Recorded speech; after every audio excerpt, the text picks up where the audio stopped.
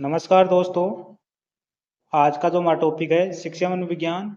इस वीडियो में हम सेकंड ग्रेड के एग्जाम में शिक्षा मनोविज्ञान से संबंधित 20 क्वेश्चनों को जो आरपीसी द्वारा पूछे गए थे उनका अध्ययन करेंगे। आपको इन क्वेश्चनों से ये पता चलेगा कि आरपीसी वर्तमान में किस पैटर्न को फॉलो कर रही है और वर्तमान में शिक्षा मनोविज्ञान के किस प्रकार के क्वेश्चन पूछ रही है। तो आपके लिए महत्वपूर्ण वीडियो है। तो हमारा फर्स्ट क्वेश्चन है, शिक्षा मनोविज्ञान एक सकारात्मक विज्ञान है। शिक्षा मनोविज्ञान की इस प्रकृति के लिए निम्नलिखित में से कौन सा कथन उपयुक्त नहीं है? यह तथ्यों को जैसे कि वे हैं उसी तरह लेती है, तो यह कथन सही है। यह तथ्यों को जैसे कि वे कार्य करते हैं उसी तरह लेती है, यह कथन भी सही है। यह तथ्यों को तर्क और नैतिकता की दृष्टि से लेती है जैसा कि उन्हें होना चाहिए। यहाँ पर यह नैतिकता है, यह कथन गलत है। तो यहाँ पर 3 नंबर राइट आंसर रहेगा। यह बालक के व्यवहार को जैसा कि है उसी तरह लेती है, यह कथन भी सही है। नेक्स्ट क्वेश्चन है, निम्नलिखित में से कौन सा शिक्षा मनोविज्ञान के संदर्भ में सही कथन नहीं है? मनोविज्ञान के सिद्धांतों व परिणामों का शिक्षा के क्षेत्र में अनुप्रयोग शिक्षा मनोविज्ञान है, तो यह कथन सही है। शिक्षा मनोविज्ञान की वह शाखा है जो केवल शिक्षण से संबंधित होती है, तो यह कथन गलत हो गया क्योंकि शिक्षण से संबंधित नहीं है। शिक्षा मनोविज्ञान शैक्षिक परिस्थितियों के मनोविज्ञान पक्ष का अध्ययन करती है, तो यहाँ पर राइट आंसर 2 रहेगा। नेक्स्ट क्वेश्चन है, अनौपचारिक वार्तालाप और औपचारिक स्कूलिंग शिक्षा दोनों के द्वारा वयस्क बालकों तक उन तरीकों को पहुंचाते हैं जिनसे कि दुनिया को उनकी संस्कृति व्याख्या करती है और प्रतिक्रिया करती है। यह आधारभूत अवधारणा निम्नलिखित में से किस विकासात्मक सिद्धांत की है? तो यहाँ पर राइट आंसर 4 नंबर रहेगा, लेव वाइगोत्स्की। नेक्स्ट क्वेश्चन है, ब्रोनफेर-ब्रेनर के विकास के सिद्धांत के अनुसार वह स्थितियां जिसमें विद्यार्थी काफी पर्याप्त समय व्यतीत करता है जैसे विद्यार्थी का परिवार, संगी साथी, विद्यालय और पड़ोस कहलाता है, तो यहाँ पर राइट आंसर फर्स्ट रहेगा, सूक्ष्म तंत्र। नेक्स्ट क्वेश्चन है, बालक का भाषा विकास जन्म के समय रोने की साधारण क्रिया से आरंभ होता है, फिर विभेदीकरण प्रारंभ होता है और बालक क्रम से बहुत से शब्दों की शब्दावली प्राप्त कर लेता है। उपरोक्त उदाहरण में निम्नलिखित में से कौन सा सिद्धांत प्रतिबिंबित होता है? तो यहाँ पर जो राइट आंसर रहेगा 2 नंबर रहेगा, विकास सामान्य से विशिष्ट की ओर अग्रसर होता है। नेक्स्ट क्वेश्चन है, अधिगम के निर्धारक नीचे दिए गए हैं। ए अधिगम की प्रकृति, बी अभिप्रेरणा का प्रभाव, सी विन्यास का प्रभाव और डी है अभ्यास। उपरोक्त निर्धारकों का उपयोग करते हुए बताइए कि अधिगम के निर्धारकों के संदर्भ में कौन सा विकल्प सही है? तो यहाँ पर ये चारों ही विकल्प सही हैं, यहाँ पर राइट आंसर 4 रहेगा।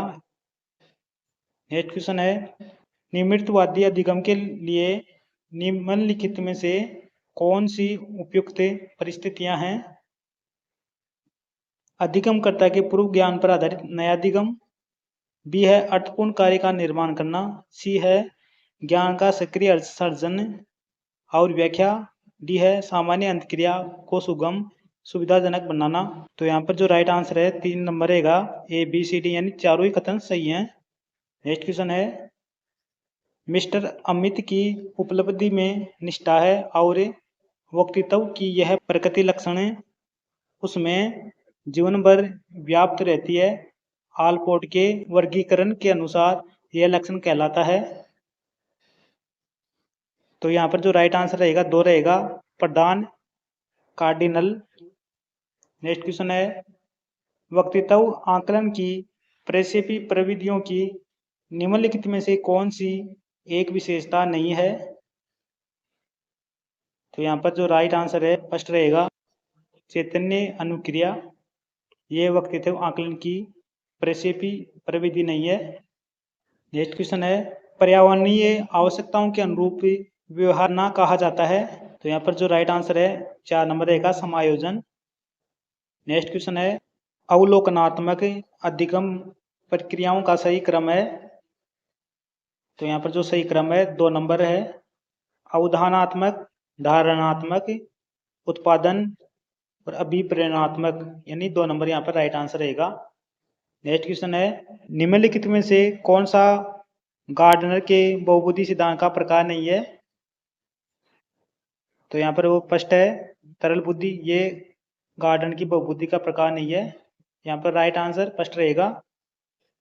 तार्किक गणितीय बुद्धि, ये गार्डन की बुद्धि का प्रकार है। भाषाई बुद्धि है, संगीत बुद्धि है। नेक्स्ट क्वेश्चन है, बाकर मेहंदी के सृजनात्मकता परीक्षण में सम्मिलित है। तो यहाँ पर जो राइट आंसर है 4 नंबर है, 4 शाब्दिक और 3 अशाब्दिक उप परीक्षण, ये बाकर मेहंदी के सृजनात्मकता परीक्षण में शामिल है।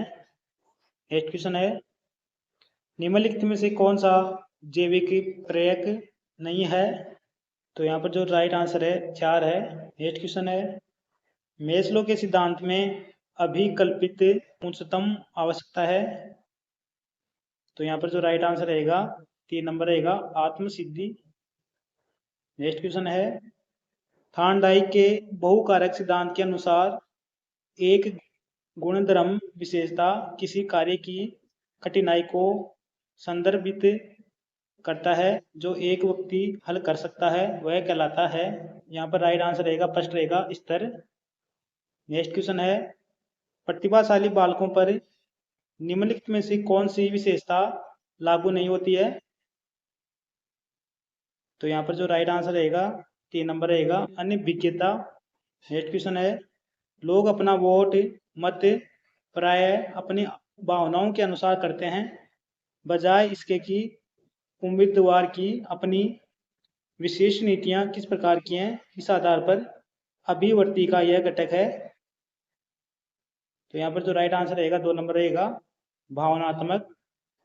नेक्स्ट क्वेश्चन है, अपने को दूसरे लोगों के साथ संबंधों के रूप में परिभाषित करने का तरीका और यह पहचाना कि स्वयं अपना व्यवहार प्राय दूसरों के विचारों, भावनाओं और क्रियाओं द्वारा निर्धारित हो रहा है, आत्म प्रत्यय का यह दृष्टिकोण कहलाता है। तो यहाँ पर जो राइट आंसर रहेगा 3 नंबर रहेगा, अंतः निर्भर। नेक्स्ट क्वेश्चन है, विद्यार्थी को नई विषय वस्तु को छोटे छोटे भागों में सरल पदों में पूर्व में जो वह जानता है उससे संबंधित कर प्रस्तुत करना चाहिए। शिक्षण की यह व्यू रचना निम्नलिखित में से किसके लिए सर्वाधिक उपयुक्त है? तो यहाँ पर जो राइट आंसर है 3 नंबर रहेगा, धीमी गति के अधिगमकर्ता। ये हमारे शिक्षा मनोविज्ञान से संबंधित 20 महत्वपूर्ण क्वेश्चन थे जो कि सेकंड ग्रेड एग्जाम में पूछे गए थे। वीडियो को लाइक करें, सब्सक्राइब करें।